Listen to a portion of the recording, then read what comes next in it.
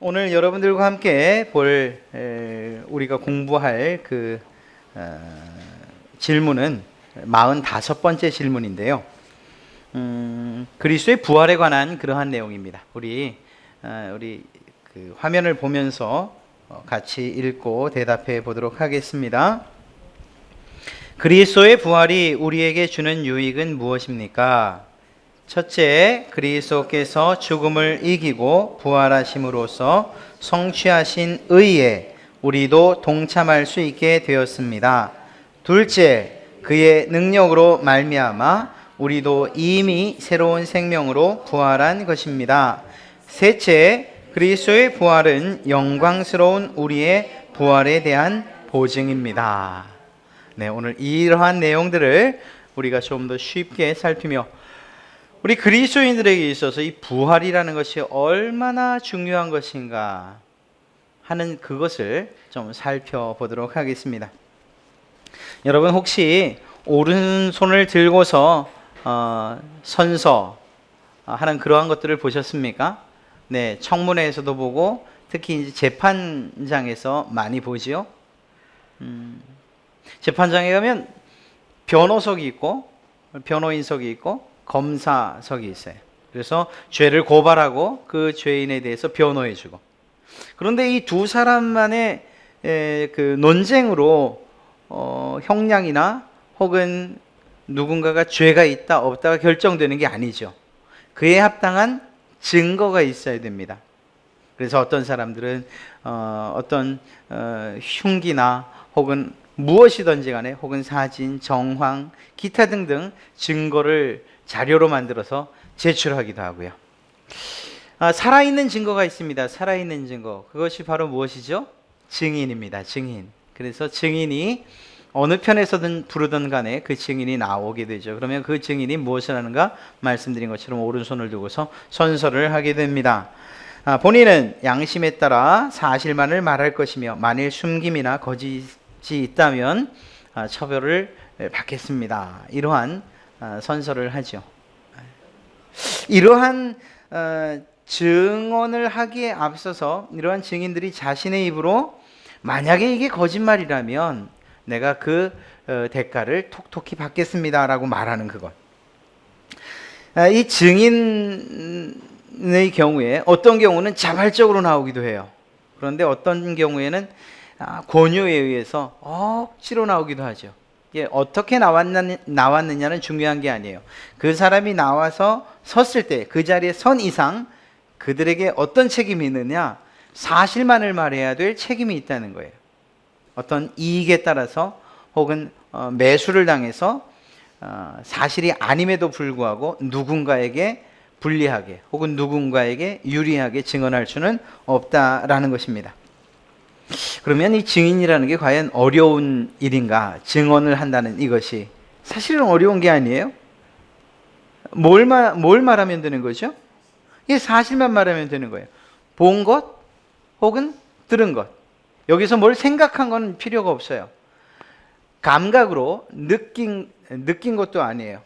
본 것과 들은 것만 이야기하면 되는 거예요. 네. 그러면 증인으로서 아주 훌륭한 증언을 한 것이라고 말할 수 있습니다.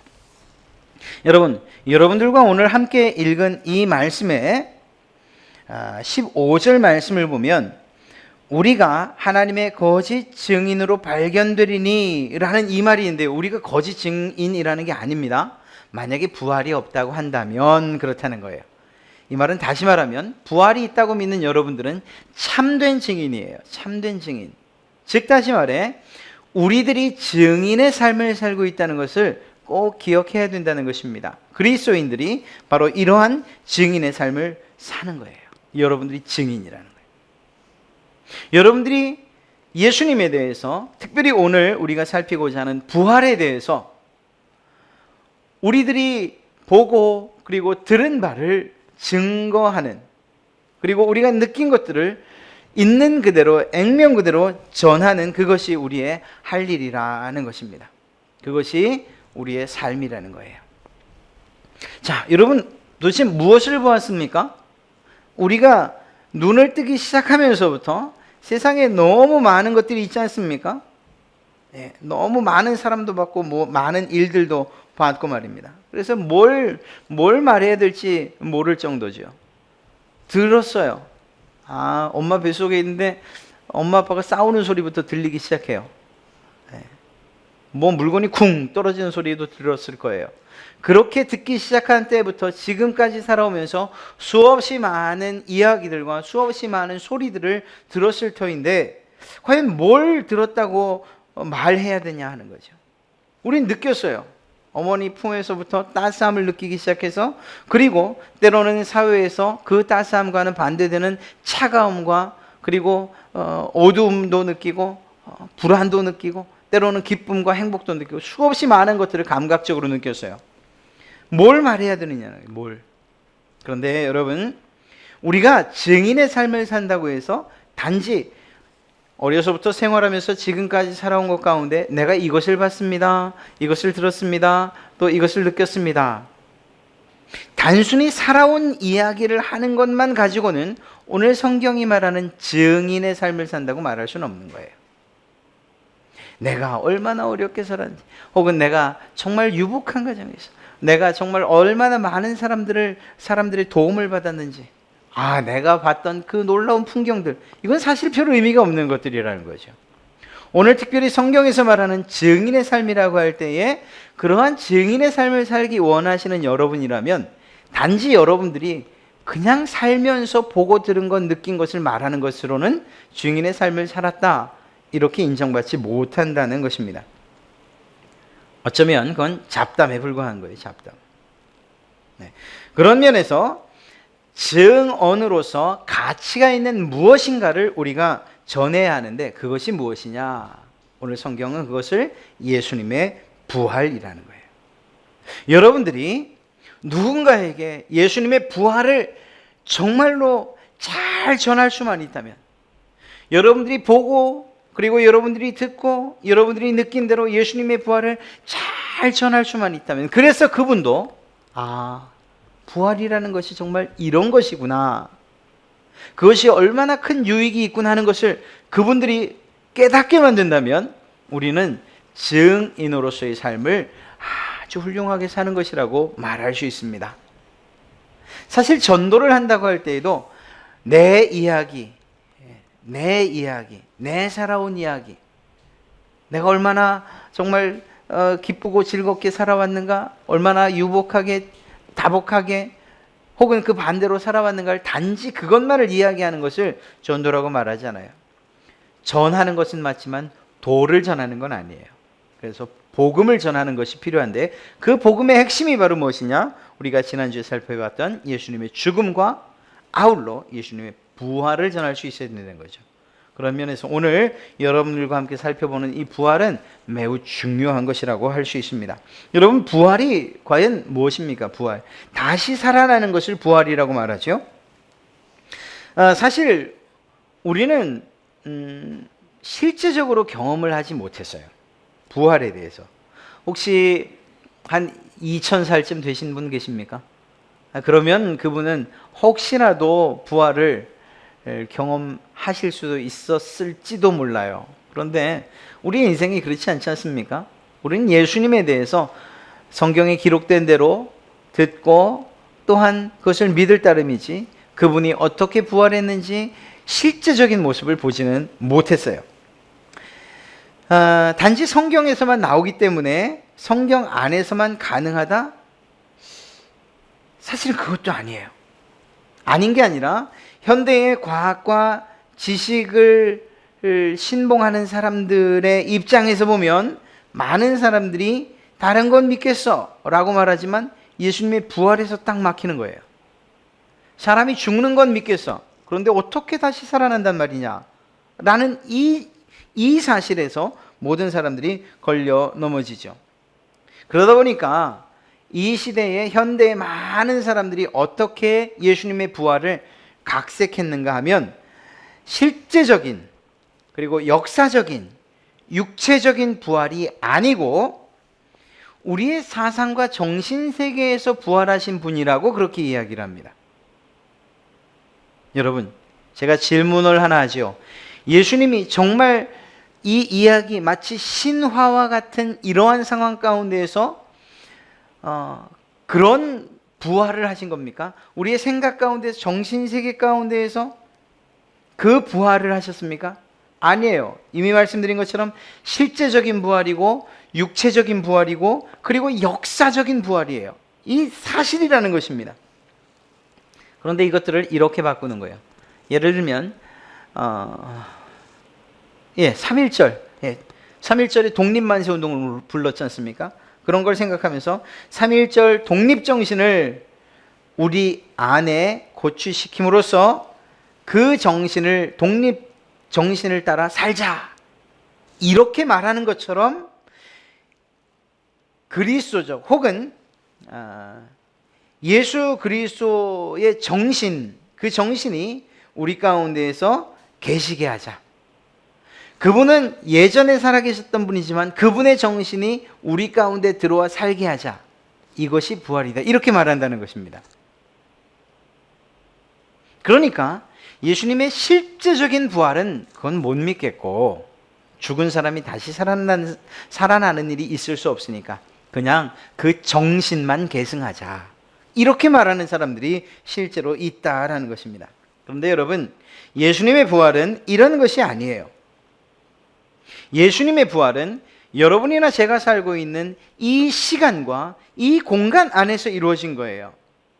그래서 예수님이 실제로 부활하셨을 때에 그분은 어떤 정신세계 그 가운데에서 보이지 않는 형체로서 우리의 마음 가운데, 우리의 생각 가운데 내가 부활했어라고 이렇게 주입을 시키신 게 아니에요. 예수님이 부활하셨을 때에는 그분이 직접 그 현장에, 그 시간에, 그리고 제자들이 있는 그 공간에 살아나신 몸으로 나타나셨어요. 그건 실제적인 부활이라는 것입니다.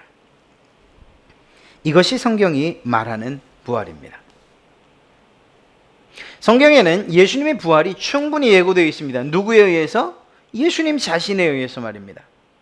우리가 새벽에 왜 복음서를 쭉 보고 있지 않습니까? 그때 공통적으로 제가 강조했던 내용이 뭐죠? 제자들의 생각은 온통 이스라엘의 해방해가 있었지만 예수님은 그와 반대로 내가 죽으러 간다, 내가 죽으러 간다, 내가 죽으러 간다, 내가 죽으러 간다, 이 얘기를 계속 하셨다 그랬죠. 그러면서 그 말 말고 죽으러 간다 뒤에 뭐라고 하셨다고요? 그러나 내가 다시 살아날 것이다. 내가 죽으러 간다. 그러나 다시 살아날 것이다. 성전을 허물어라. 내가 3일 만에 다시 세울 것이다. 요나의 기적밖에 너희에게 보일 기적이 없다. 내가 죽을 것이지만 그러나 살아날 것이다. 다시 살아날 것이다.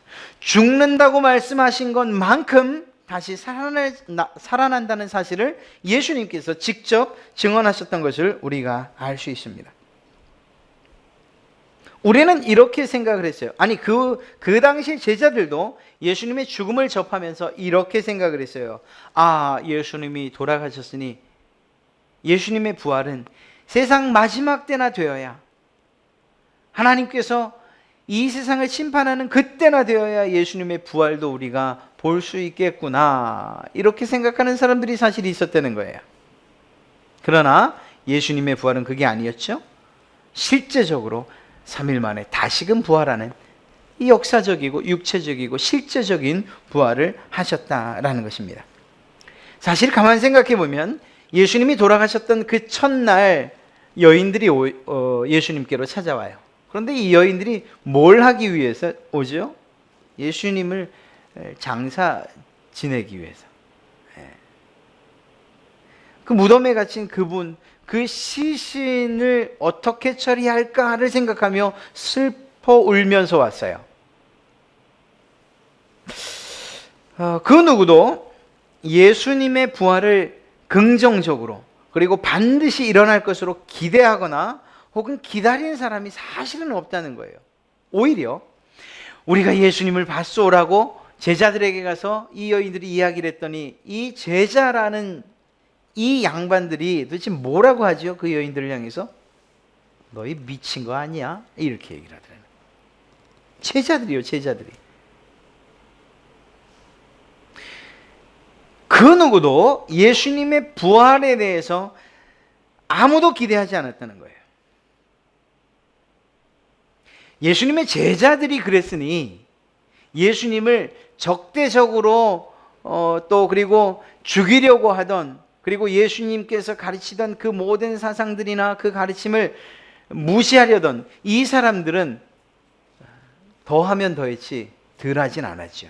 그래서 실제적으로 예수님의 부활은 수없이 많은 사람들에게, 즉 예수님의 부활을 믿지 않으려는 사람들에게 많은 어려움, 정말 많은 순환을 당했다고 해도 틀리지 않아요.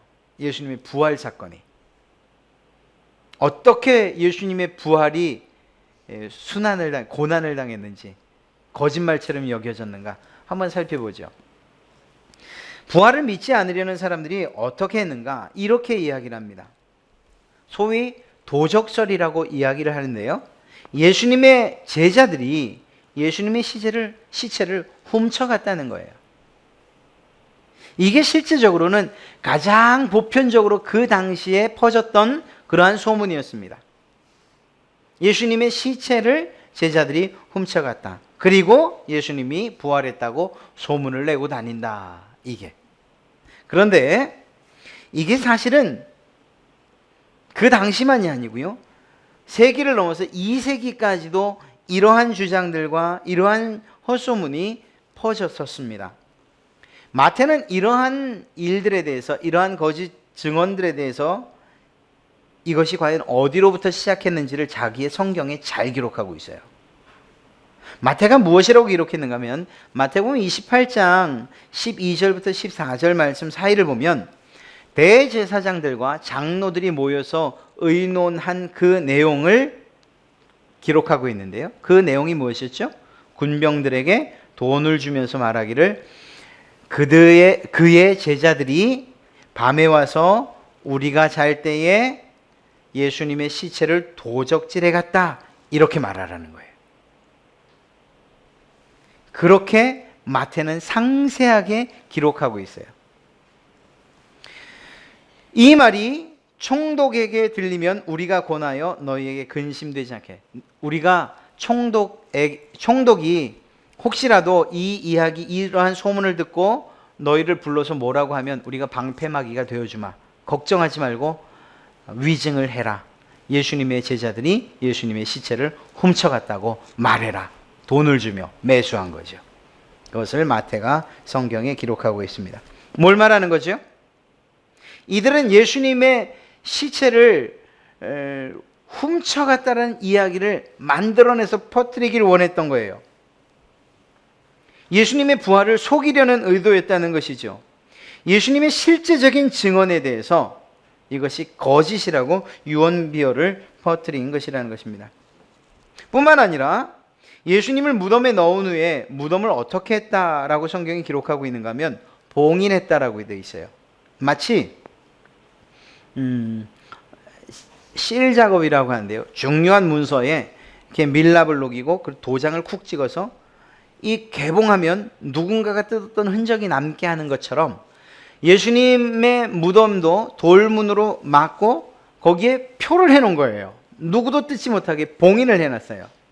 그런데 이 사실에 대해서 봉인을 하고 그리고 군사들로 하여금 지키게 한 이 사실이 오히려 예수님의 부활에 대한 좋은 증거가 됐다는 거죠. 무슨 말인가 하면요, 누가 그 봉인을 뜯겠냐는 거예요.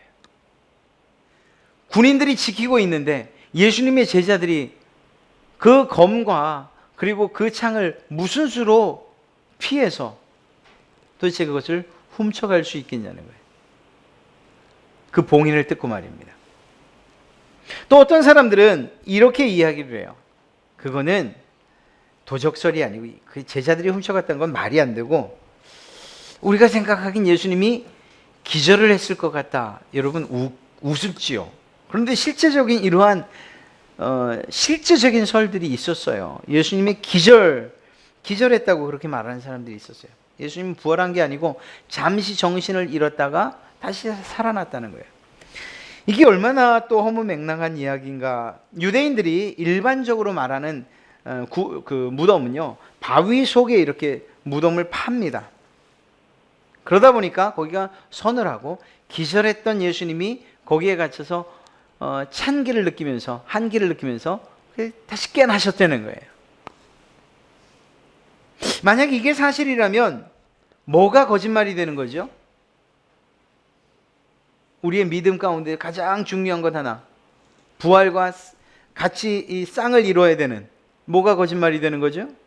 이게 죽음이요. 십자가의 죽음이 거짓말이 되는 거예요. 우리는 이 이야기, 이러한 설들을 믿을 수도 없고 실제로 그렇게 일어날 수도 없다는 사실을 너무나 잘 알고 있어요. 예수님의 죽음이 실제적이 아니면 예수님의 부활도 실제적인 것이 될 수 없고, 그 사건을 통해서 우리가 구원받았다라는 이 구원의 근간도 흔들리게 되는 것입니다. 성경은 이것을 용납하지 않습니다. 성경은 너무나도 분명하게 예수님께서 십자가에서 죽으셨다라는 사실을 기록하고 있습니다. 성경의 저자들이 하나같이 예수님의 죽으시는 장면에서 가상칠언을 통해서 예수님께서 다 이루셨다, 내 영혼을 아버지 손에 부탁합니다 라는 이러한 내용들을 통해서 마지막에 영혼이 떠나가시다, 영혼이 돌아가시다, 운명하시다 라는 그러한 내용들을 기록하고 있습니다. 제자들의 기록은 그렇다 칩시다. 십자가 형틀에 매달린 죄수들을 처리하는 방법을 우리가 조금만 이해하면 예수님이 실제로 죽으신 것이 아니라 기절하셨다는 것을 믿을 수가 없어요. 특히 그때는 유월절 명절을 앞둔 때였기 때문에요, 이스라엘 사람들에게는 나무에 매달린 것, 그것을 어떻게 여기는 그러한 생각이 있었는가? 나무에 매달린 것은 하나님의 저주를 받은 것이라고 그렇게 생각을 했어요. 그리고 그렇게 믿었어요.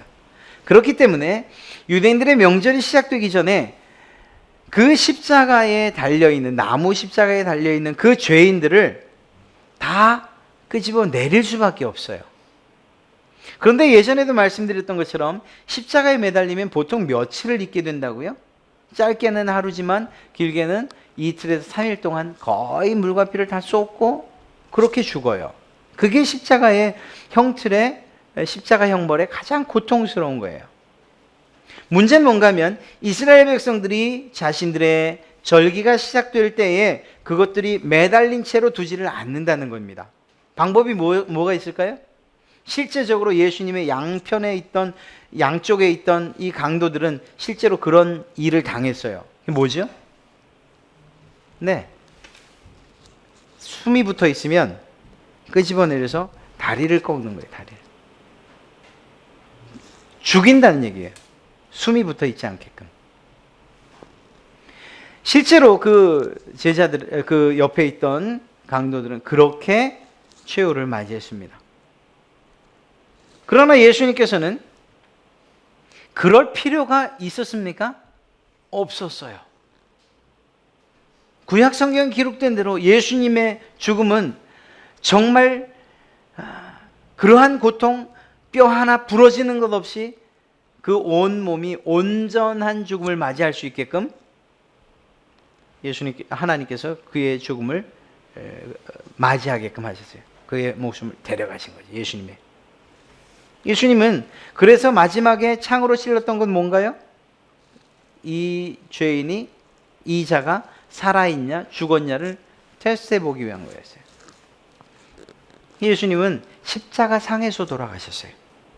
그래서 그는 옆구리를 통해서 확실히 죽었다는 것을 검증받았고, 내려졌을 때에 완전히 죽었기 때문에 뼈가 부러지는 이러한 일들은 없었던 거죠.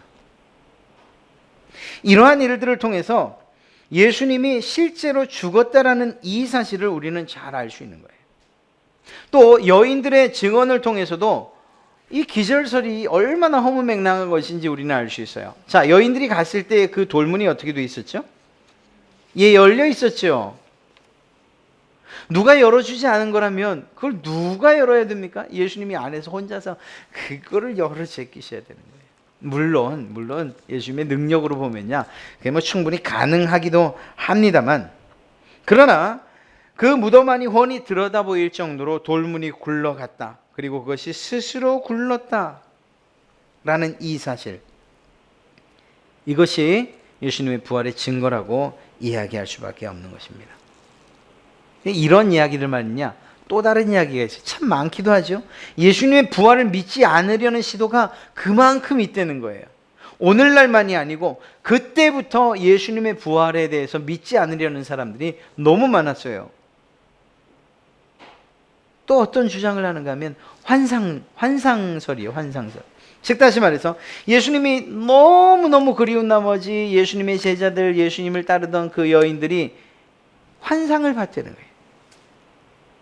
여러분들도 반박할 수 있죠. 그 환상설에 대해서는. 어떻게 이야기하시겠습니까? 뭘 가지고 그건 거짓말이야 이렇게 말할 수가 있죠. 네, 예수님께서 뭘 하셔요? 도마에게 나타나셔서 도마에게 자기를 만지게 하시잖아요. 뼈와 살이 있다는 것을 분명히 성경에 기록하고 있잖아요.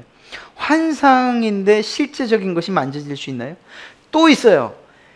이 제자들을 안심시키기 위해서 예수님이 정말 특별한 일을 하셔요. 예수님에겐 그러한 필요가 없었어요. 그럴 필요가 없었는데 그 일을 하셔요. 그게 뭐죠? 누가복음 마지막에 나온 먹는 걸 하셔요. 먹는 걸. 환상이 먹어요.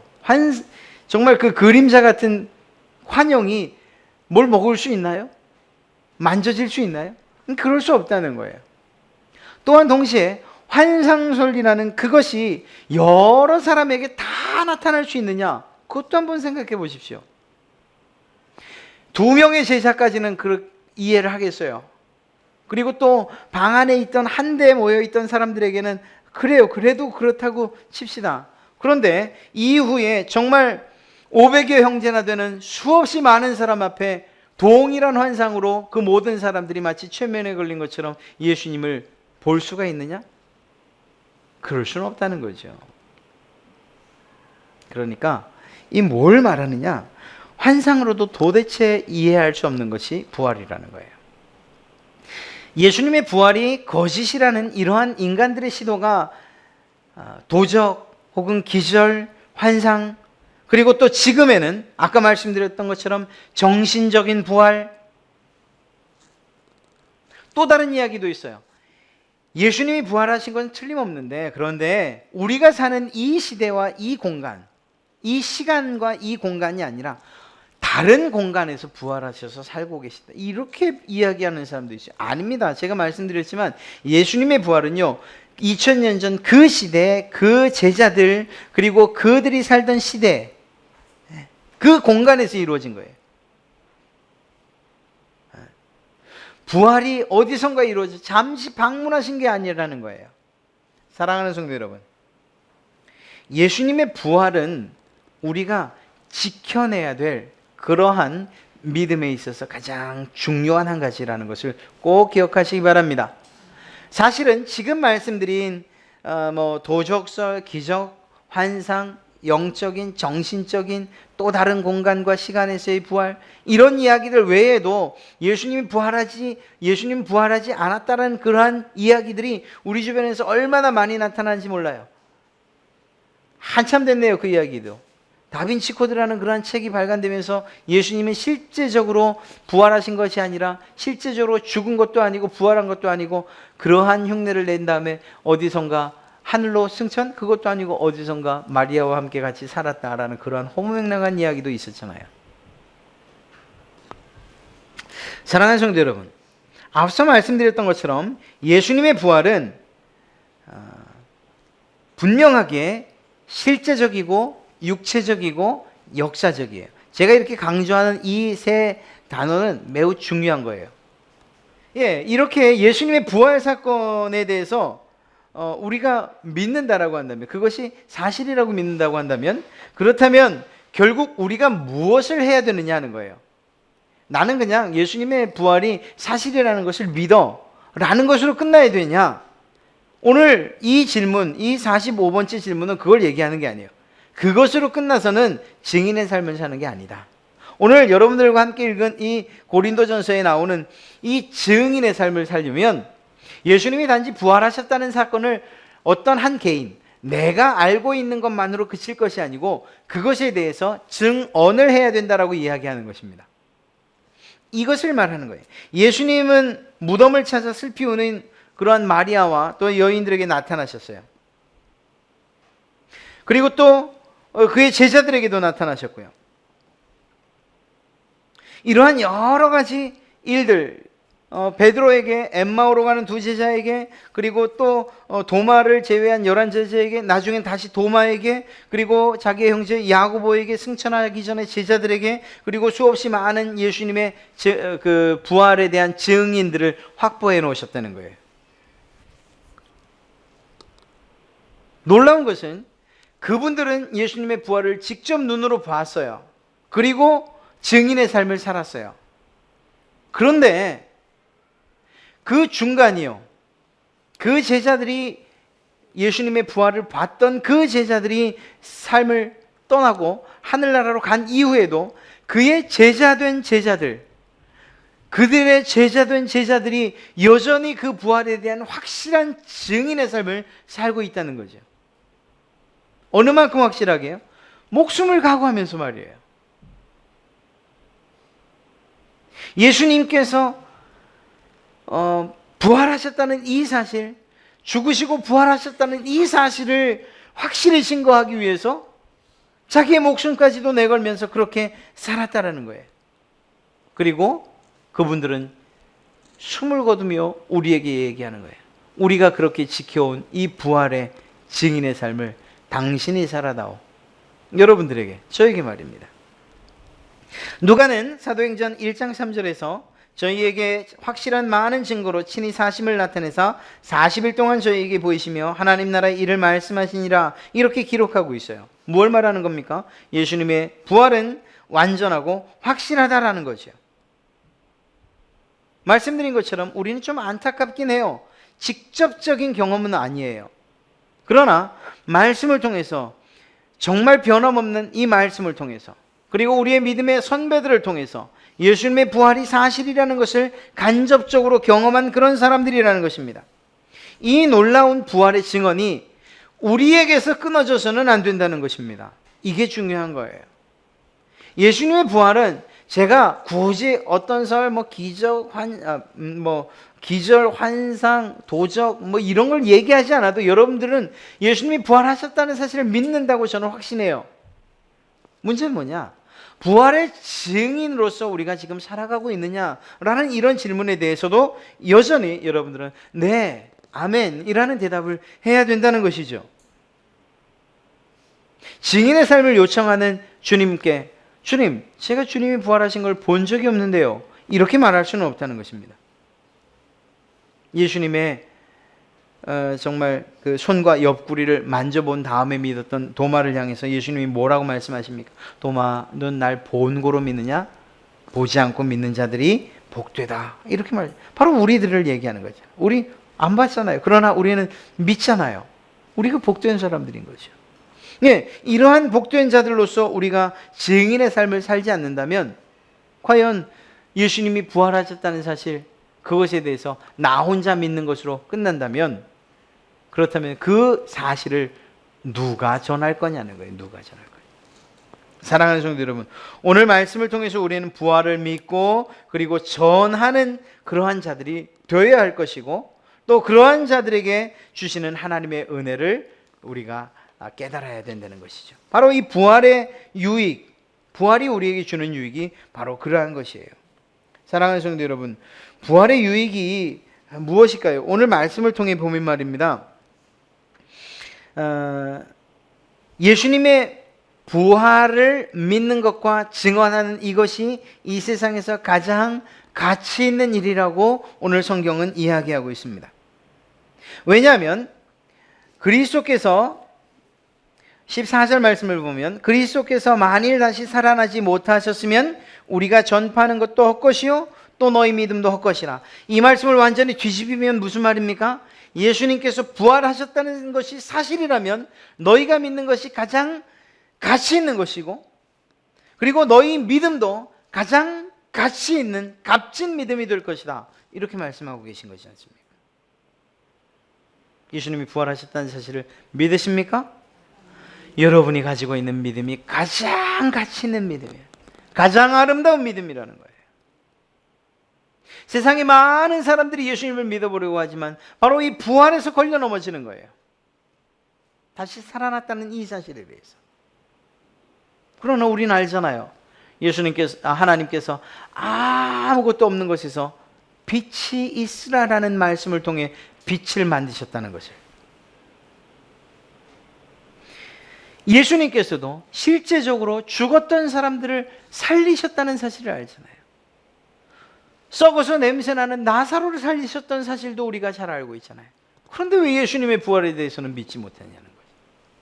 사랑하는 성도 여러분, 믿을 수밖에 없는 사실이에요. 믿을 수밖에 없는 사실. 예수님이 다시 살아나셨다는 이 사실, 이러한 사실을 이것이 사실이라면 우리가 전파하는 것, 즉 예수님은 부활하셨습니다, 예수님은 부활하셨습니다 라고 전하는 이러한 증인의 삶이 결코 헛된 것이 아니라고 오늘 이야기하는 거죠. 가장 의미 있는 일이고 가장 가치 있는 일이 될 것이라는 것을 오늘 사도 바울이 우리에게 말씀해 주고 있는 것입니다. 여러분이 가지고 있는 어떤 믿음이 지금은 가치 있는 것 같은데 어느 날인가 쓰레기통에다 버려야 될 정말 헛것으로 그렇게 판정된다면 그러면 얼마나 허무하겠습니까? 왜 그런 이야기잖아요. 지금이야 그런 일들이 있겠습니까만 그 남편이 해준 아주 그냥 이 반지, 이 최고급 다이아, 이 정말 비싸다고 생각을 하고 그걸 애지중지 아끼면서 안 끼고 그냥 장롱에, 그러다 무슨 일만 나면 또 어디 갈 때나 살짝 꼈다 또 다시 또 금고 안에 이렇게. 너무 삶이 힘들어서 이거 어떻게 좀 팔아 돈 좀 해볼까 하고 갔더니 큐빅이네요. 정말 난감한 거죠. 아니 그동안에 이게 정말 가치 있는 거라고 믿어서 그렇게 왔던 그 세월이 너무 아까운 거죠. 우리가 믿는 예수님은 부활하셨습니다 라는 것이, 그것이 우리는 가장 소중한 것으로 믿고 가치 있는 것으로 믿었는데 우리가 정말 마지막 날 가서 그것이 사실이 아니라고 판정된다면 우리는 정말 가치 없는 것들을 가치 있는 것으로 생각해서 살았던 미련한 사람들이에요.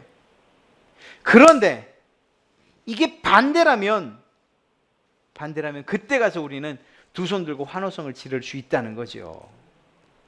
세상 사람들이 그런 거예요. 세상 사람들이 예수님의 부활, 야 그게 도대체 뭐냐, 있을 수나 있는 일이냐, 그 거짓말을 어떻게 믿냐, 정말 헛것이고 가치 없는 것이고 정말 쓰레기통에나 갖다 버려라 라고 하는 그런, 그래서 가치 없는 것으로 여겼어요. 가치 없는 것으로.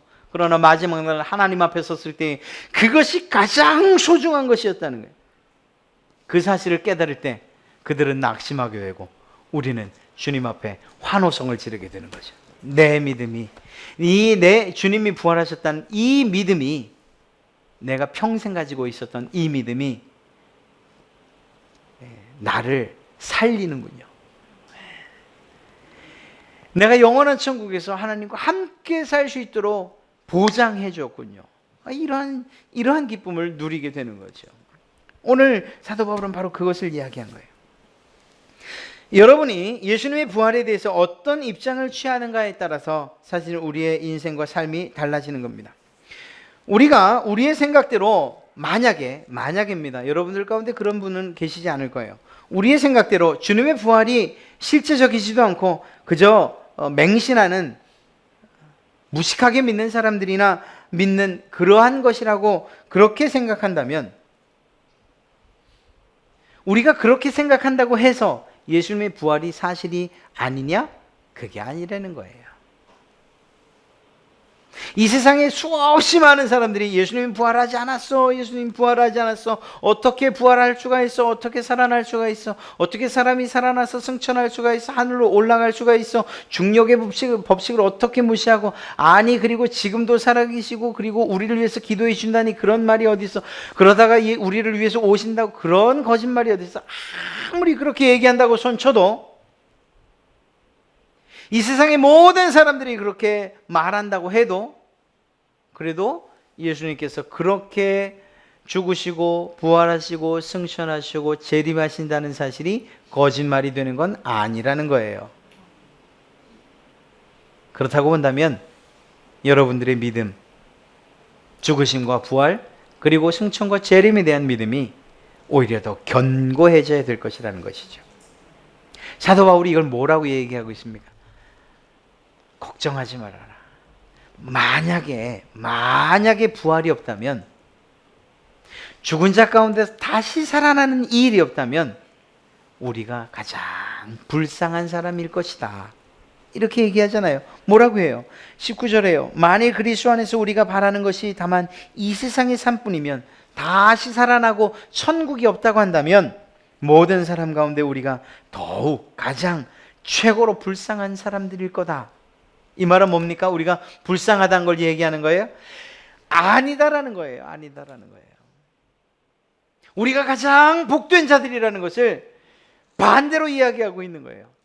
이 말은 무엇입니까? 사도 바울이 우리 그때 가서 보자 이거예요. 그때 가서 하나님 앞에 가서 보자.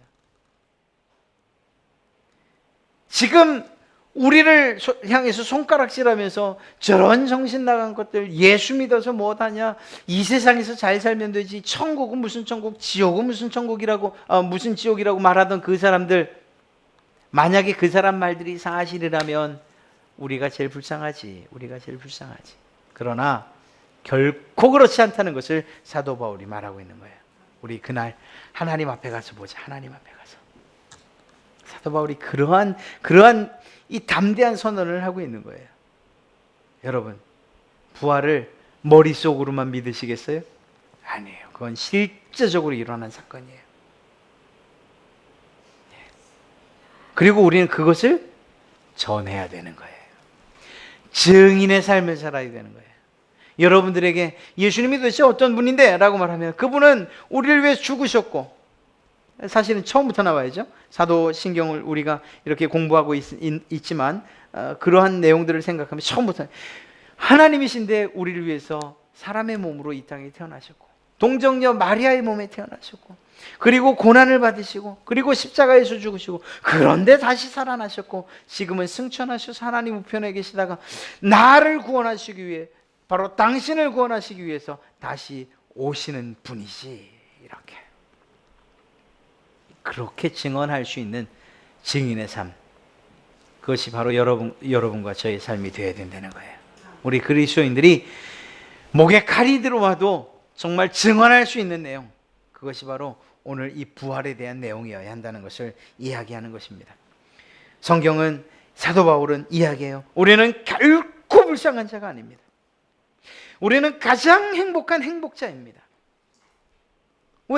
왜입니까? 예수님이 부활하셨다는 사실이 사실인 것처럼 우리 또한 영광스러운 부활을 실제적으로 다시금 부활하여 예수님의 그 영광에 참여할 것을 우리가 확신하기 때문입니다. 사랑하는 성도 여러분, 어떻습니까? 예수님의, 주 예수 그리스도의 그 부활의 증인으로 살고 싶지 않으십니까? 감사하십시오. 주님께서 우리를 위해서 죽으셨다는 사실, 다시 살아나셨다는 사실 감사하며, 예수님의 죽으심과 부활을 우리는 단지 믿을 뿐인데, 이 믿는다는 사실 하나만 가지고서 예수님이 우리를 의롭다고 해주셨지 않습니까? 천국 백성 삼아주셨지 않습니까? 우리도 하나님의 영광에 참여하게 해주시겠다고 했지 않습니까? 우린 단지 믿었을 뿐인데 이 믿는 것 하나 때문에 수없이 많은 유익을 누리게 되더라는 거예요.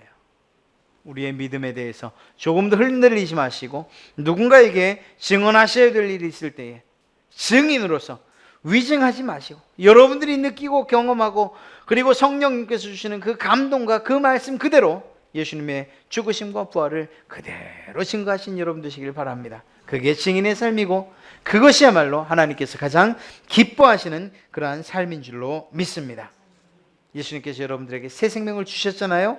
그러한 새 사람에 합당한 삶으로서 하나님에 대해 감사를 표현하고, 또한 주님께서 우리에게 믿어, 이것은 사실이야 라고 말씀하신 그분의 생애에 관한 믿음들을 버리지 아니하고 오히려 날마다 증언하시고 증언하심으로 증인의 삶을 사시는 그런 여러분 되시기를 주님의 이름으로 축원합니다.